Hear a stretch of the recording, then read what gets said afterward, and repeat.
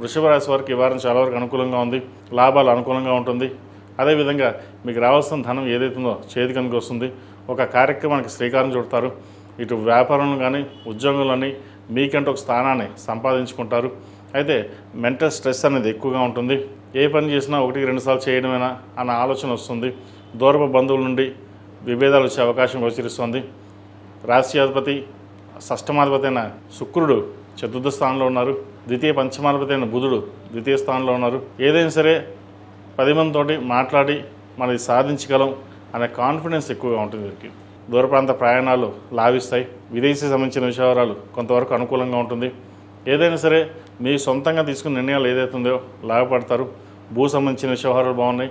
Contract ఫీల్డ్లో ఉన్న వారికి, సాఫ్ట్వేర్ రంగంలో ఉన్న వారికి, చిరుస్థాయి వ్యాపారస్తులకు, కూరగాయల వ్యాపారస్తులకు, ఫార్మా రంగాల వారికి అనుకూలంగా ఉంటుంది. విదేశీ సంబంధించిన విద్య, ఫార్మా రంగంలో కావచ్చు, సాఫ్ట్వేర్ రంగంలో కావచ్చు, ప్రయత్నాలు ఎవరైతే విద్యార్థులు చేస్తున్నారో ఈ వారం సఫలీకృతం అవుతుంది. ప్రయత్నాలు ప్రారంభించవచ్చు. విద్యార్థులు ప్రతి ఒక్కటి దక్షిణామూర్తి స్తోత్రాన్ని పఠించి ఏదైతే మీరు నిర్ణయం తీసుకున్నారో దానికి కట్టుబడి ముందుకు వెళ్ళండి. మంచి ఫలితాలు ఉంటాయి. ప్రతిరోజు దక్షిణామూర్తి స్తోత్రాన్ని పఠించడం చెప్పదగినది.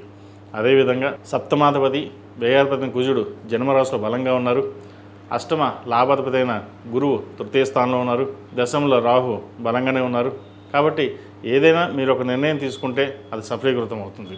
ఈ రాశిలో జన్మించిన స్త్రీలకు ప్రభుత్వ రంగంలో ఉన్న వారికి, మీడియా రంగంలో ఉన్న వారికి, ఆర్టిఫిషియల్ రంగంలో ఉన్న వారికి, డిజైనింగ్ రంగంలో ఉన్న వారికి మంచి కలుసుబాటుదనము, పేరు ప్రఖ్యాతులు వచ్చే అవకాశాలు గోచరిస్తోంది. ఎక్కడికి వెళ్ళినా సరే మీదే పై చేయి ఉంటుంది. మన కష్టపడిన దానికి ఫలితం, గుర్తింపు లభించింది ఇన్నాళ్ళకని ఒక సంతోషం అనేది వ్యక్తపరుస్తారు. దైవ దర్శనాలు చేసుకుంటారు. సహోదరుల మధ్య విభేదాలు, చుట్టాల మధ్య చిన్న గొడవలు, డిస్టర్బెన్సెస్ మానసికంగా కృంగదీసే విధంగా ఉంటాయి.